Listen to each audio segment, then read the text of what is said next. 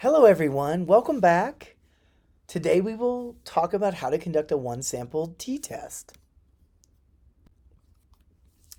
First thing you gotta know is when you use it, and it's very similar to the one-sample z-test, except we do not know the population standard deviation. We have one sample mean, we have a known population mean, and we do not have the population standard deviation. Our first step is to always apply the MAD outlier detector to our data.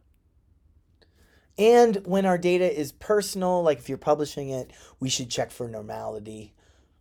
But it's complicated because transforming data is complicated. So we know that. But check for the MAD outlier detector always. Remove any outliers. This cleans your signal for truth. Then you just want to state your hypothesis in two ways. So I'm trying to statistically disprove the idea that the two population means are the same. So you can word that. You want to be more specific in the wording. So I'm trying to disprove the idea that the true population mean on SAT scores is the same in people who take my intervention and people who do not take my intervention. And then when we state it statistically, we say I'm trying to disprove the idea that the true population mean of SAT scores after taking my course minus the true population mean of SAT scores for all SAT takers who did not take my course equals 0. This is the thing we're trying to disprove. So I want you to state it. We're trying to disprove it, but we're not going to go into drawing it out just yet. The next thing we're going to do is just gather all our known population values in simple sample descriptive statistics. So in this case, our sample mean is 1050, our sample standard deviation is 400.08. Now you're like, oh, that's a little bit different from the previous lecture, and that's because I have to use actual numbers to use PSPP on the one sample z-test. You can't just use summary statistics like we did in the last example. So just letting you know that's why that changes there. Also, your standard deviation of the sample uses the formula, the square root of sum of squares divided by n minus 1. This is Bessel's correction. Some folks were asking me about it. And it just provides a better estimate of the true population standard deviation. It just helps us out. But our known mean we still have of 1059. We do not have the known standard deviation. Our mean difference is still 9 going across the two lectures, and we still have 9 participants in my course. I make you do this just to organize your knowns. And I know, like in class, it was on the board, but if I have a piece of paper with all my knowns written down, I can look back to it for more knowledge. Now, additionally, we calculate the Cohen's d. I think this is the most important statistic in the world. So we get the mean, the sample mean minus the population mean divided by our sample standard deviation, or S. So that's just 1050 minus 1059 divided by 400.08, and that equals 0.022. Well, some people like to start with this. That's a small effect. We know that. I'm getting that out of the way. My sample mean of 1050 is 0.02 standard deviations less than the known population mean of 1059. That's a tiny, tiny difference because my signal estimate is 0.02 times the size of my noise estimate. So that basically suggests that my noise estimate is nearly 100 times greater than my estimate of my signal, telling me I have very little control in my study. But you don't have to write the control piece. Just write down what I have here in red. We understand Cohen's d. Step number 4, we got to make our visual representation of the random sampling distribution of mean differences for when the null hypothesis were true, and we need to indicate our pizza problem, our p-value problem. P for me is pizza, right? Pizza slice.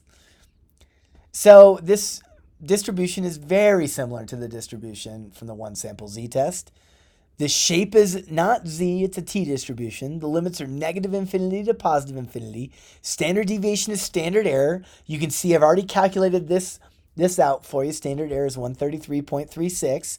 We take our known sample standard deviation divided by the square root of 9, and that just gives us 133.36.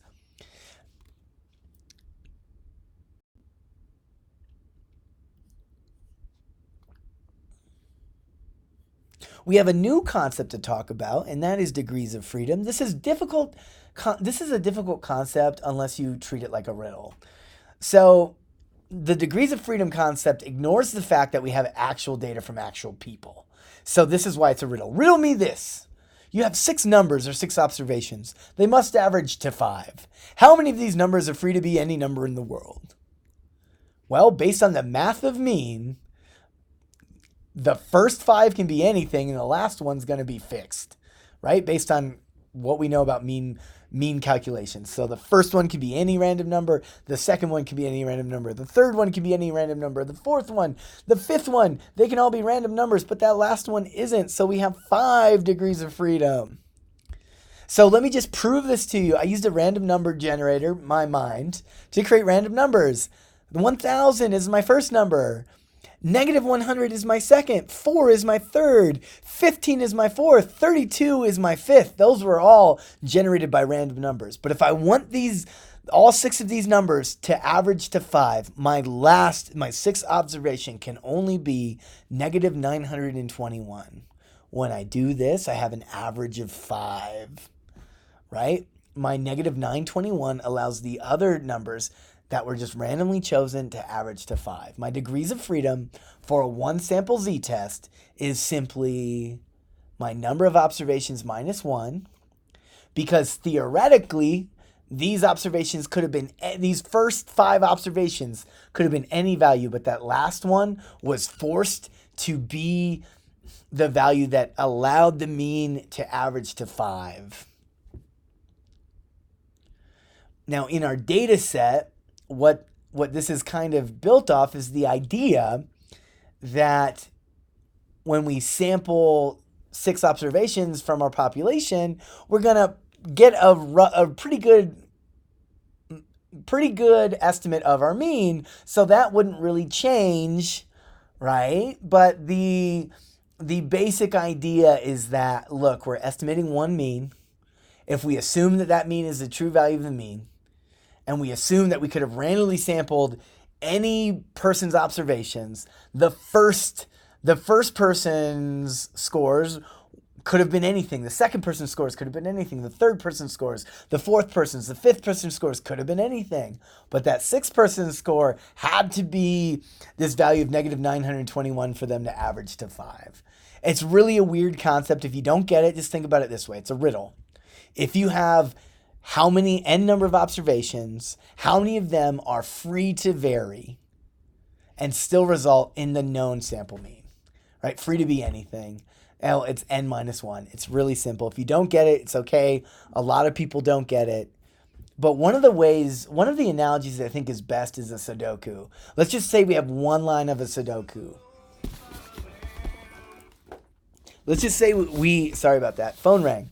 Let's just say we have, one line of a Sudoku, right? And we have those 9 boxes and they're empty. Well, the first one, I'm going to put in 9. The second one, I'm going to put in 8. The third one, I'm choosing to put in 7, 6, 5, 4, 3, 2, right? Those were all free to be, they were all free to be numbers that they weren't, right?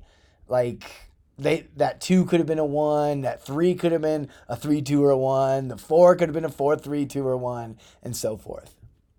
But that last box, that 9th box, must be a 1. If we do it a different way, let's just do it a different way. I have a blank Sudoku box, right? All 9 options are blank. I fill my first one. I can choose any of the numbers. I'm choosing 1 just to be simple. So 1, the first box is 1.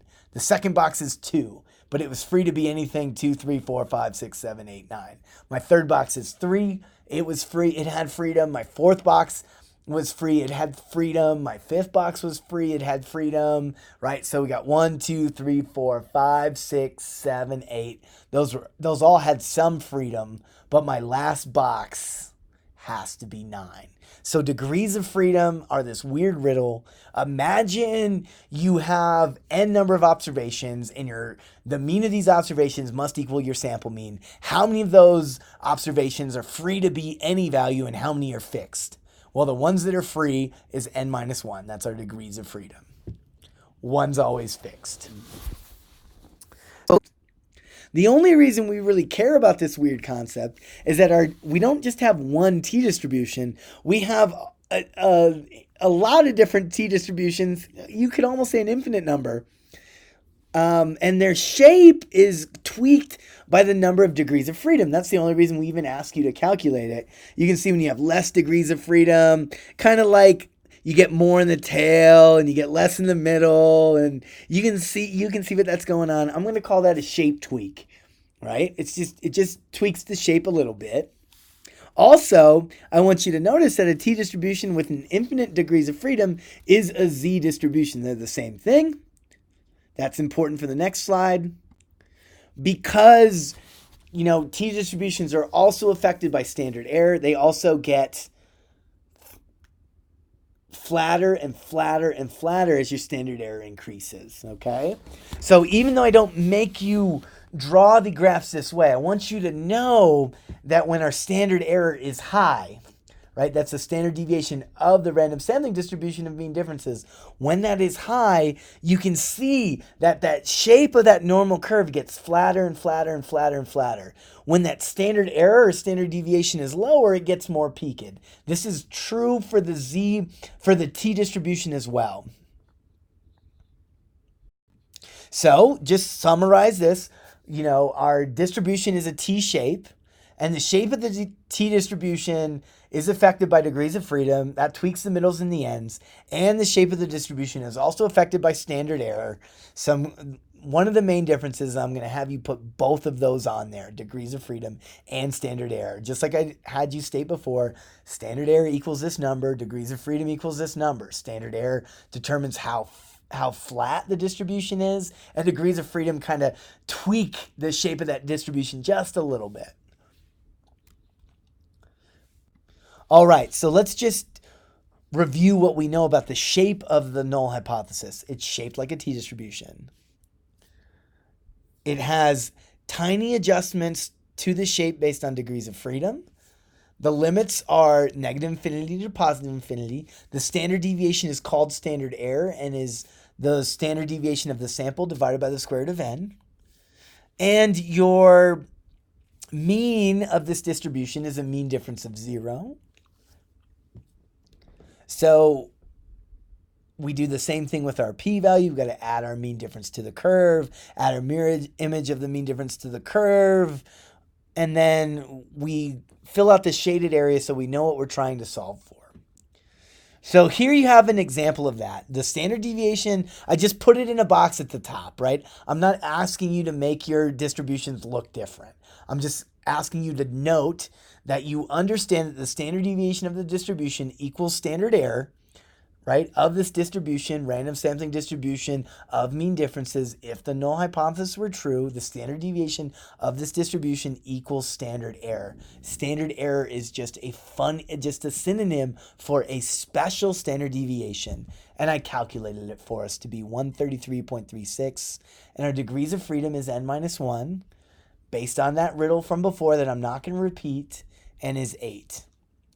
So this specific distribution should look very similar because I did sample a mean difference of -9, just like I did in the one sample z-test problem, because I'm using basically the same numbers. Okay, I have my 0 on there, I have my negative infinity to the positive infinity, I have my sampled mean difference, I have its mirror image, and I have my arrows pointing to p-value. So essentially, we take the null hypothesis, we create a random sampling distribution of means that is set to that null hypothesis of mean differences, set to that null hypothesis being true. So this is a random sampling distribution of mean differences.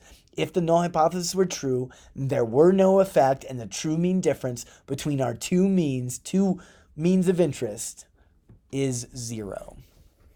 Right? But this is our problem. We're trying to solve this. This should start to become old hat. Now we calculate the test statistic, the t-score, and you'll notice it's very similar to the z-score. It's our sample mean minus our population mean divided by our standard error, which is the standard deviation in the random sampling distribution of mean differences, right? So it's mean minus mu divided by our standard deviation divided by the square root of n. right? So this is 1050 minus 1059 divided by 400.08 divided by the square root of 9, and that equals negative 9 divided by 400.08 divided by 3, and that equals negative 9 divided by 133.36, and then together our t-score essentially equals basically negative 0.07.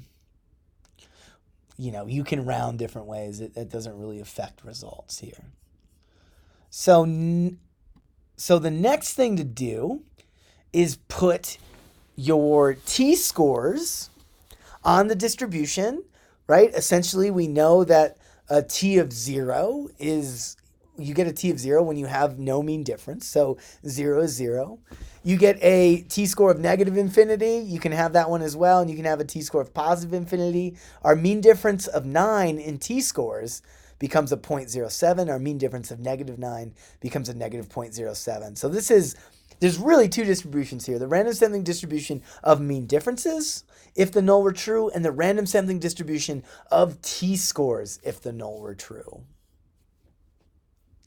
But essentially, you can convert from the natural score units, just the units that the score were in, and you can convert that to t-scores as well. Okay?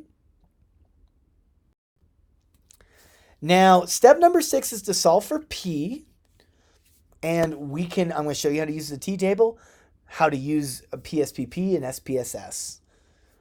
Also, when I'm doing this, I'm going to talk about how you can use this to do most of your descriptive statistics, right? Once you get out of this first problem, you still have to go through all the steps, but you don't have to use Excel if you don't want to. You don't have to really mess around with that much outside of PSPP, to be honest. So I'm going to show you how to use those now. All right, so we have tables. We can calculate our p-value by hand. So it tells us we have a column of degrees of freedom, and it tells us over here one-tailed tests and two-tailed tests. So essentially what it does is it gives you a cutoff for what is significant it only gives you 3 total cutoffs. So right here, I just want to see degrees of freedom 1. This is one t distribution. Remember, they changed shape. So this line represents just one distribution. We're interested in two-tailed tests, so we'd be over here. Our degrees of freedom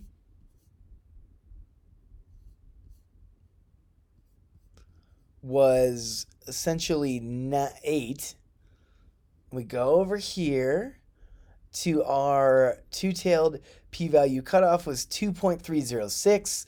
Our score of 0.68, I think. Yeah, 0.068 is not even really estimatable on this chart. All we can tell is that, it is nowhere near any significance. If we take one-tailed tests and multiply them by 2, we can even say okay, we're not even making it anywhere near a one-tailed significance at 0.1. But don't even worry about it. So this would, don't even worry about it. Two-tailed, that'd be 0.20. Two-tailed, that'd be 0.10. Two-tailed, that'd be 0.02. So I don't know why they have it in there. But essentially, we know our p-value is very high. It's much greater than 0.20. This line represents one specific t distribution. This line represents another one, and another one, and another one, and another one. So essentially, that's all we really can look at right now. Just that little graph, and we can see it's not significant. That's not super satisfying. It's okay if you write it's greater than 0.05 if you're doing it by hand, but that's not super satisfying. You're going to use the other measures as well. But look, we have 8 degrees of freedom, right? Because we had 9 observations. 8 of them were free to be any number. The last one was forced into being this final number so that the mean would add up, okay? We're looking at our two-tailed test. We're looking at our 0.05 level. We need a t-score greater than 2.306. You can see that on your graph. We don't have that. We have a t-score of 0.07, so tiny. We do not have significance, something we already knew, but the table's not that useful at this point. I would really recommend SPSS or PSPP, but that is just my recommendation.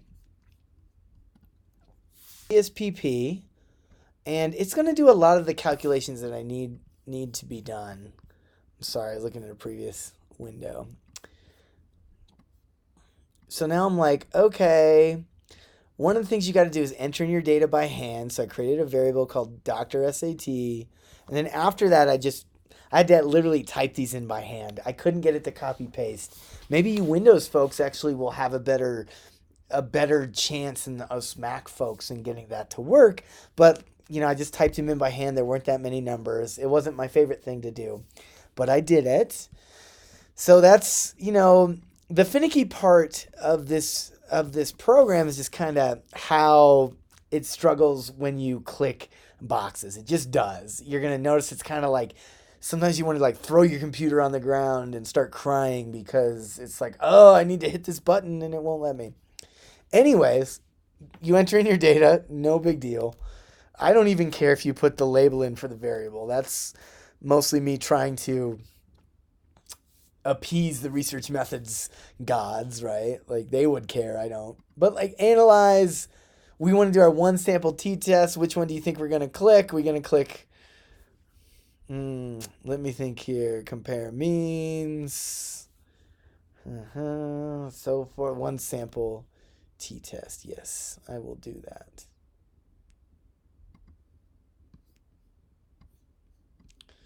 So I'll take that out. I'm going to go push this back out just to see where I started. I click on my variable, throw it in there. My test value is 1059. I wonder what the options are. Nothing I really care. Yeah, 95% confidence interval. That's cool. And I click OK. And what do we get here? We get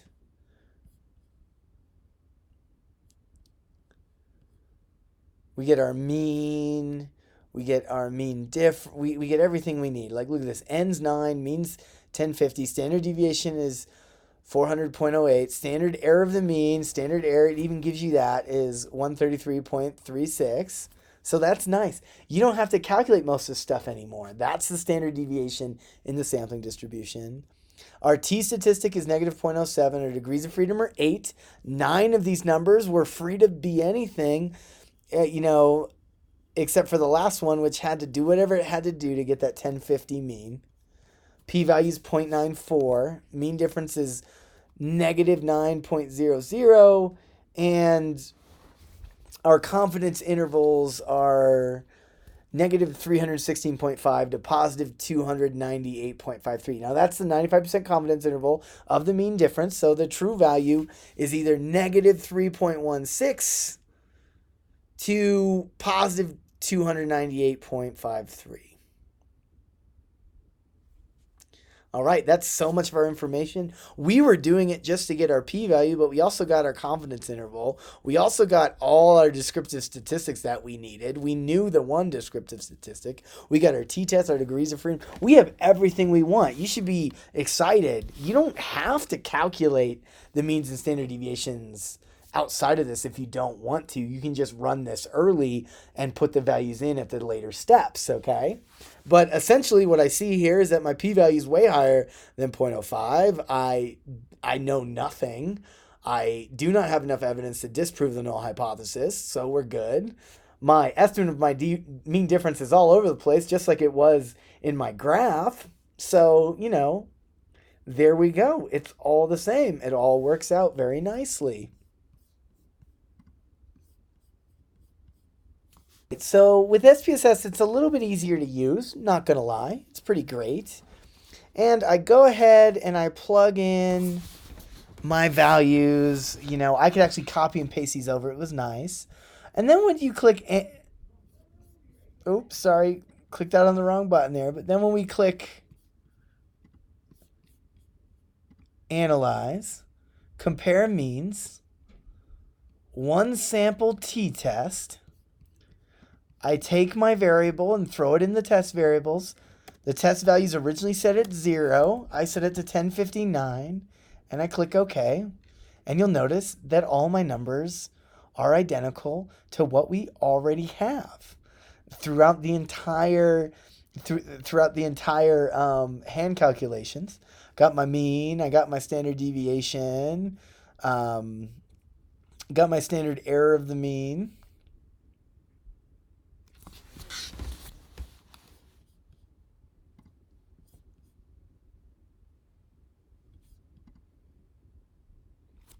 Right? And everything is actually good. I was worried there. But yeah, 400.08. Everything's there. Everything. Our p-value is 0.948. Our mean difference is 9. Our estimate, 95% confidence interval of the mean difference is the same what we got from our graph. Negative 316 to 298. So everything is working out great. You won't know that about the graph yet. I'll show you that in a second. But still, we now have our p-values. They're super easy to calculate. Those are 2 ways to do it. But yeah, I really wouldn't worry myself over this too much. But success. I want to show you something really cool because I was not at all impressed with our t-table. Was so useless that I don't even know what to say. But essentially, for a one sample t-test, I can use one cell in Excel to solve the problem. So if you look here, I just use the formula equals t distribution, parentheses, the first value is my calculated t statistic, my t value, which is 0.07. My degrees of freedom were 8 and my tailoredness is 2.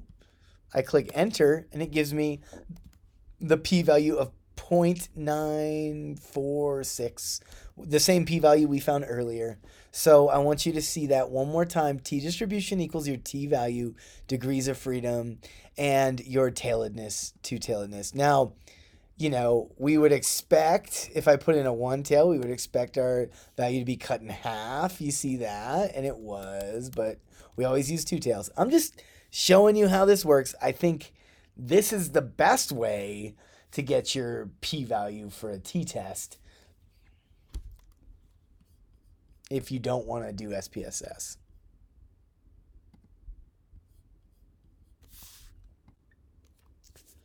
Okay, as we see from our previous analyses, our p-value, which we got from the table, which we got from PSPP, and which we got from SPSS, is all 0.948. So our p-value is large. The probability of sampling a mean difference as extreme as our mean difference of 9, or negative 9, or more extreme, if the null were true, is 0.948. So 95% of the time, if the null were true, we would sample a mean difference as extreme as our mean difference of 9.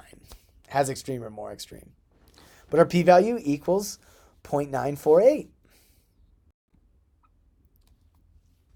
Now, interpret your p-value in terms of disproof and rejection of the null hypothesis. Well, it's the same thing. Is our p less than 0.05? Statistically, we've disproven the null. We can say we reject the null. We realize that we have disproved the null for the most part statistically, but we may be wrong. This is a statistical difference or statistical significance, okay? When p is greater than 0.05, you literally don't know anything without a confidence interval. Again, our graph maker, I only made one change to it. I changed population standard deviation to sample standard deviation, and everything else, standard error and all that, calculated itself correctly. So I'm going to show you this graph and how to use it, but it's still plug and chug, and we are all good there. I made some tiny modifications to my one sample z-test graph maker and turn it into a one sample t-test graph maker. Now, essentially those changes are just my known population standard deviation becomes my known sample standard deviation. And then the calculations for 95% confidence interval is really kind of complicated. So I'm going to go through it just real quick. It's the mean difference plus or minus your t critical times your standard error, which is basically is very similar to the one for z test, except remember what I was saying about degrees of freedom? Your t critical changes based on your degrees of freedom. So what I had to do was some math right here, not really that much. What's awesome is that there's this function TINV which provides those critical values. I kid you not. When you have a two-tailed p-value of 0.05 and you have n minus 1 degrees of freedom. That's my n minus 1. So once I was able to do that, I was now able to go down here and take my critical value times my standard error. And I did it, a couple different ways. Then I took my mean difference minus that value. Then I took my mean difference minus that value. So this is my mean difference plus that value, right? You can see that here, mean difference plus that value, mean difference minus that value. We can see our two limits, negative 316 on the bad side, positive 298 on the good side. This is exactly what we got before. All this works out. It's beautiful. All you have to do is change your labels. This one works on my computer. I don't know what's going on when I upload it to D2L and they quit working, like with the labels, but we'll figure that out later. But that's just it. And look, this is not a significant difference. If I ran 9,000 people, it would be, right? P-values are really just, in my world, indices of your sample size.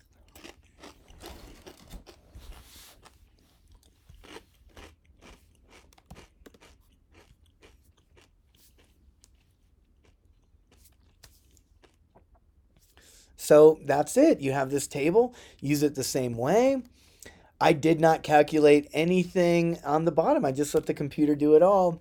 And I even was allowed to calculate your critical values to use to calculate the 95% confidence interval, the mean difference, which worst case scenario, my program is harming students. Best case scenario, it's providing them great benefit.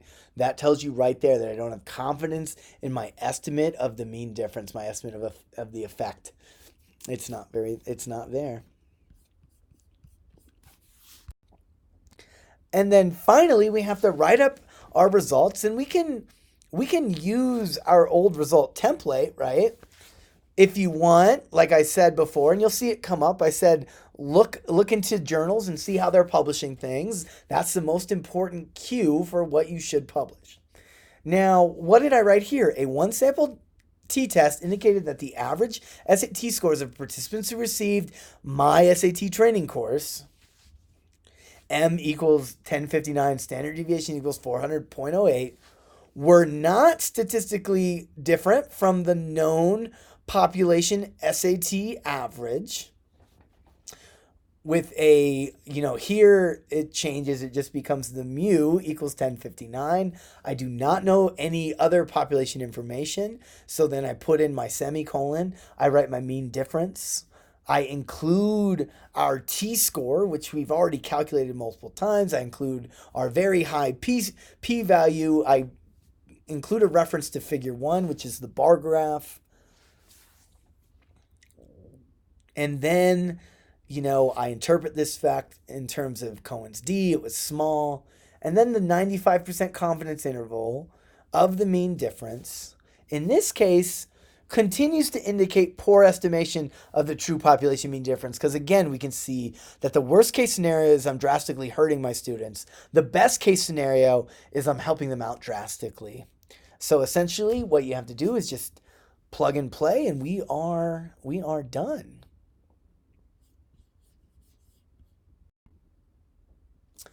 So I am giving you the same problem for your homework, but this time you're going to do it with a one sample t-test. You no longer know the population standard deviation. I looked into it. I made it up. It was wrong. We got to correct my mistake. And how do we do that? We calculate a one sample t-test.